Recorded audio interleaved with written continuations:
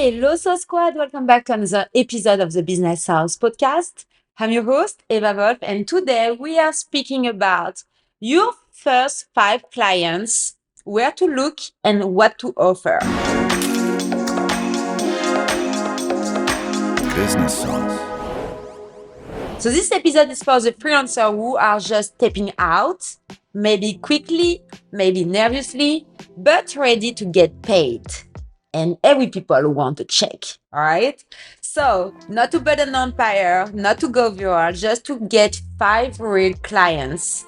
That's where we start. And it's very important to start like this, all right? It's always, I still remember my first ever customer. And it's always just weird to ask money for something you love and you don't really know how much you cost and what's the market. And, it's always a lot of questions you ask yourself when you do your first ever quotes.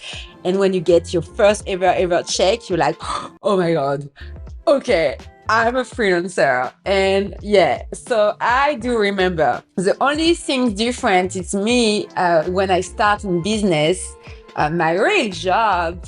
This is no one really knows that, but my real job, I was real estate agent.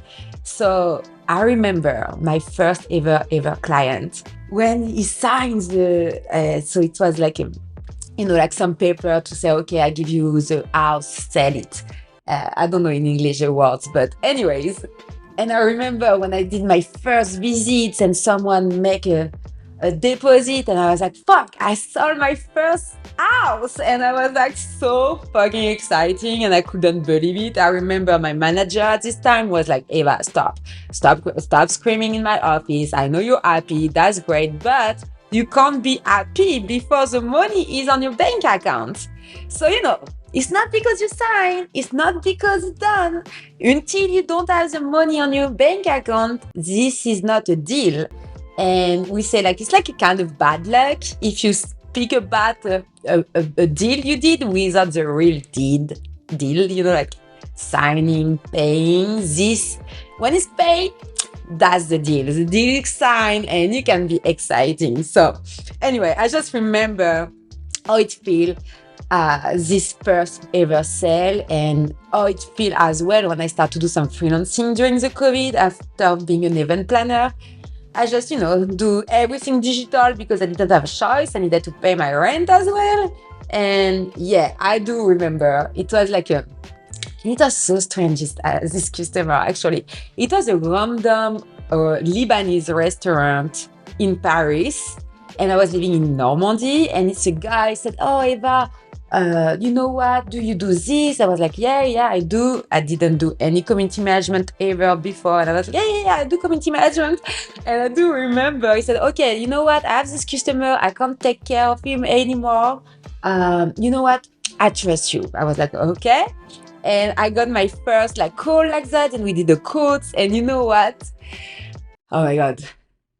I was paying $300 a month to be a community manager, social media market. So I was doing the content creation, the videos, the graphic design, the community management, obviously, but the content calendar, every single thing for $300 a month. And I was like, no one else think about it. I'm like, come on, no, I sell that 10 times the price. Actually, it's $3,000 today to work with me with the same services. So I was like, and no contract, no structure.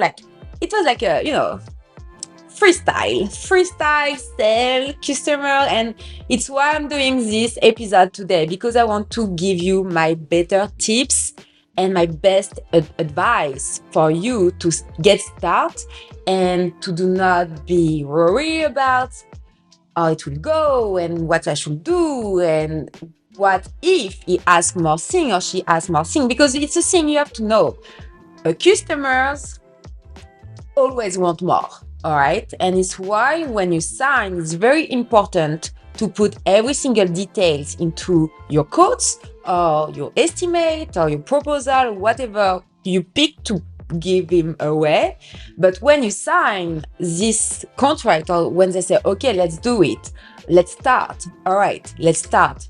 We agree on this and that and this and that. Yes, you need to have this yes.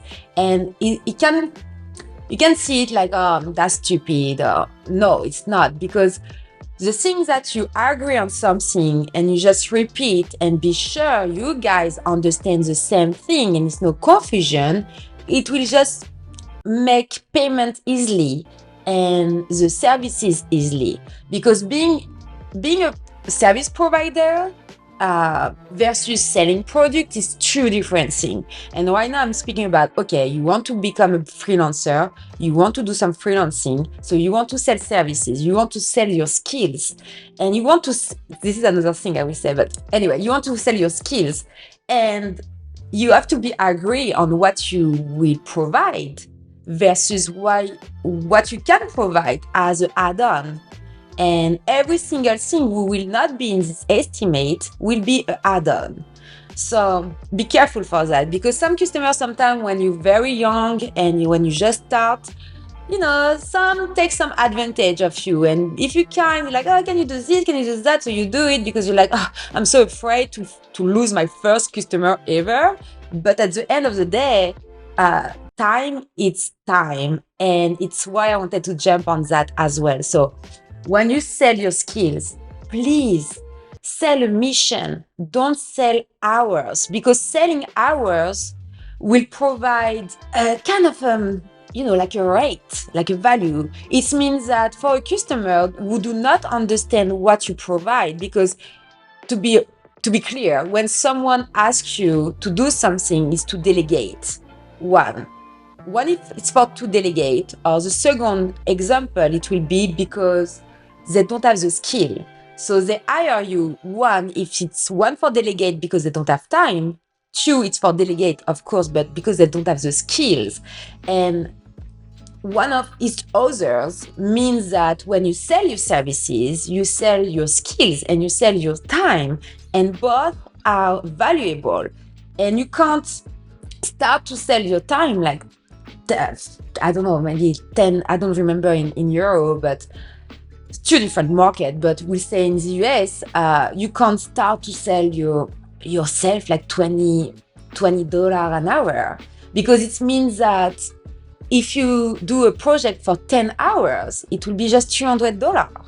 So if you think about it, one full day, 10 hours in a day, one full day working, not really stopping, $200. But when you remove the ERS, all the taxes, okay, some states don't have a lot of taxes, but still you have sales tax, you have all these federal tax and all these things that you have to understand that it will be at least 20 or 30% off of this paycheck.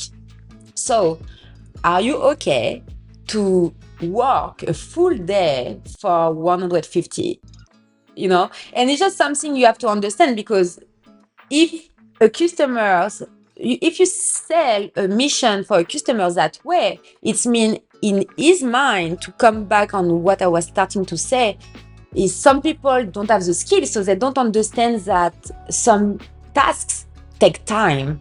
And for example, building a website takes time to do the research, the audit, the brainstorming, the maquette, the UX, UI designs, the content, the banners, like the copywriting, like everything, all that takes time. So if you start to sell yourself as hour, it means that you can't really increase your price in the future with the same customer. And if he recommend you, they will say, oh, I don't understand. I pay my website $200. Why you pay $2,000?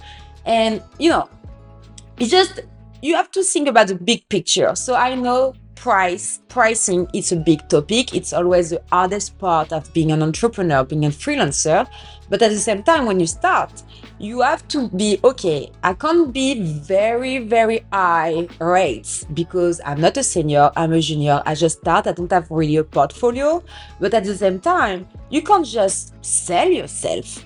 Like, you don't deserve more, because it will be just more hard for you to scale. So it's just my experience in France. And why I'm saying that is, when I start and then I start to increase a little bit of my pricing for this, again, this first customer, I got him, like, I worked with him at least 2 or 3 years, really, like a long time. And I remember I was like, yeah, you know what? His name is Mark.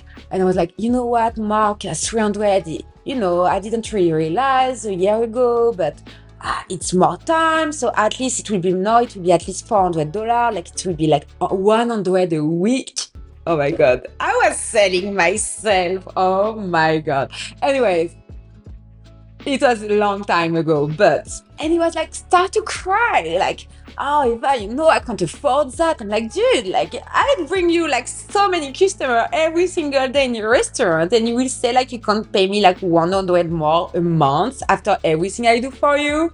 So, we start to argue. At the end of the day, he pay 400.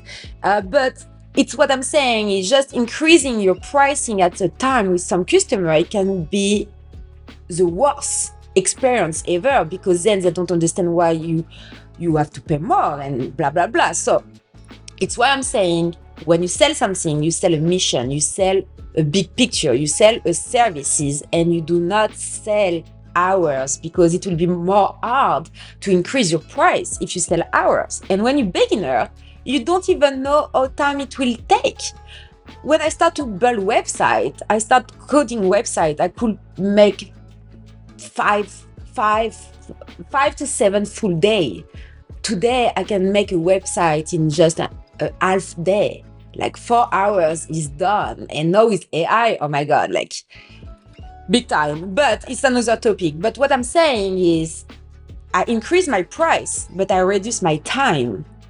It's the big point. And that's my spicy tip, because this is the point of all this episode, is you can get 10 customers at $100 a month, but at the same time, you will be just doing 1,000. And you can have a living with $1,000 in this world today.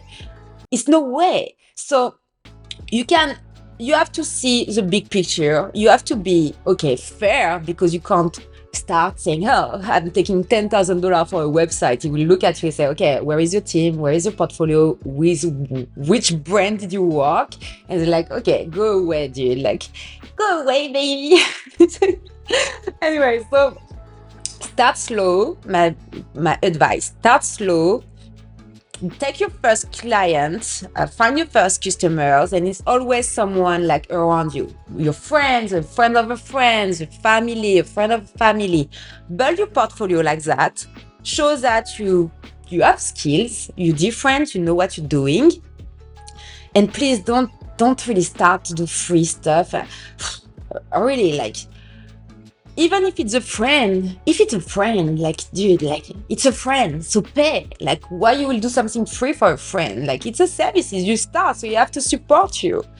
Oh, you both starting, so you helping each other, so it's another topic. But please, stop doing all this free shit. You can't build a business doing free shit all the time. Keeping customer, doing free thing, it's another topic too. We will do another episode about that, but anyway, so keep it simple, paid, real, go to the point. Someone wants something, it's time. Think about how many time you will spend into this project. Then you create your pricing. And then you can create a grill or do like an Excel or CVS, like whatever, which software do you want to use, if it's Microsoft or Apple.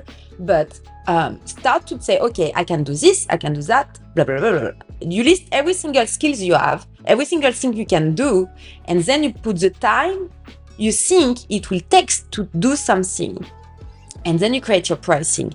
And then you see, okay, is it matching? Because if I take like, I don't know, $500 for a logo, I will take $200 for a graphic charter? No, because the logo is in the graphic charter. So it will be an add-on.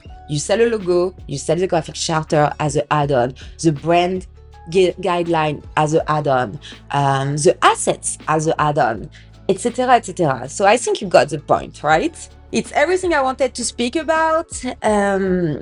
So yeah, first of all, find your first customer, of course. And yeah, start with people, not platform, please. Like Upwork, Fiverr, what it's called, I don't even remember. The really, like just like selling yourself. Like, let's do a logo for $10. Come on. If you want to build your business, don't do that. Just find people. Another tips, yeah. Your first offer shouldn't be cute. It should be clear. So it's always girls doing that. I'm sorry, girls, but please, when you send a portfolio or something, it can look super cute, but if you don't have the result and the KPIs or key points or whatever you need to put in it to understand that you have skills, it doesn't matter if it's the best PDF you built on Canva. And please, for those who are graphic designers, UX designers, please do your portfolio on Adobe, please, or Figma at least, but not Canva, please, please, please, please, please. Because it just means that no, you will not do like logo. It's truly, I love Canva. I'm a real Canva lover. Oh my God, I love Canva so much. But Canva, it's for some stuff.